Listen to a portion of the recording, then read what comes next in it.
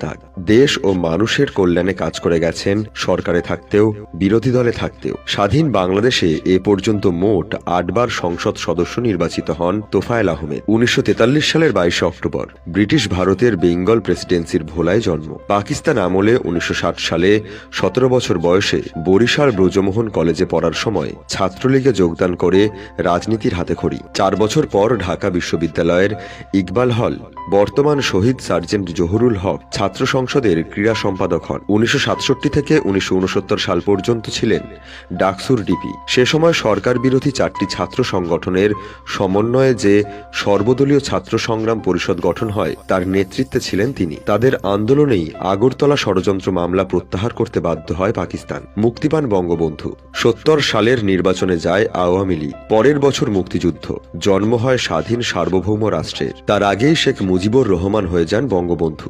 আগরতলা ষড়যন্ত্র মামলা তুলে নিয়ে মুক্ত মুজিবকে ছাত্র সংগ্রাম পরিষদ নিয়ে যায় সোহরাওয়ার্দী উদ্যানে। লাখ লাখ মানুষের সামনে তাকে বঙ্গবন্ধু উপাধি দেন তোফায়েল। 1970-এর 2রা জুন বঙ্গবন্ধুর নির্দেশে আনুষ্ঠানিকভাবে আওয়ামী লীগে যোগ দেন তিনি। মুক্তিযুদ্ধের পর নানা ঘটনায় তার সংগ্রামী জীবন আগাতে থাকে।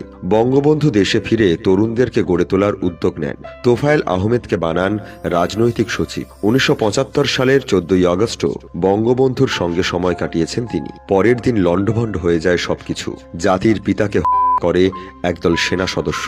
এরপর শুরু হয় তোফায়েলের আর এক সংগ্রাম। খুনিরা তাকে কাছে টানতে চেয়েছিল, কিন্তু ঘৃণা ভরে তা প্রত্যাখ্যান করেন তিনি। ক্ষমতার চেয়ে বঙ্গবন্ধুর স্নেহই ছিল তার কাছে বড়। ফলে তাকে গ্রেপ্তার করে পাঠানো হয় কারাগারে। 5 বছর পর মুক্তি পেয়ে আবার নামেন আন্দোলনে। 1981 সালে শেখ হাসিনা দেশে ফেরার পর সব সময় তার হাতকে শক্তিশালী করতে যারা কাজ করেছেন তাদের মধ্যে অন্যতম তোফায়েল আহমেদ। 1996 সালে আওয়ামী লীগ ক্ষমতায় এলে তোফায়েলকে বাণিজ্য ও শিল্পমন্ত্রী বানান শেখ হাসিনা। 2009 সালে আওয়ামী লীগ আবার ক্ষমতায় ফিরলে প্রথমে মন্ত্রিত্ব দেওয়া হয়নি। তবে 2014 সালের জাতীয় নির্বাচনের আগে সংকটময় পরিস্থিতিতে তার প্রজ্ঞাকে কাজে লাগান শেখ হাসিনা। নির্বাচনকালীন সরকারের মন্ত্রী করেন। ওই নির্বাচনের পর যে মন্ত্রিসভা গঠন হয় তাতে শুরু থেকেই তাকে নেন শেখ হাসিনা। 2018 সালের নির্বাচনের পর প্রায় পুরনো সব মুখ বাদ দিলে বাদ পড়েন তোফায়েলও। তবে 2007 সালের 1/11 সরকারের সময় সংস্কার প্রস্তাব দেওয়া নিয়ে বিতর্কও আছে তোফায়েলের নামে। তবে সব বিতর্ক ছাপিয়েই বাংলাদেশের রাজনীতির বরপুত্র তিনি। এখন নানা রোগে আক্রান্ত তোফায়েল।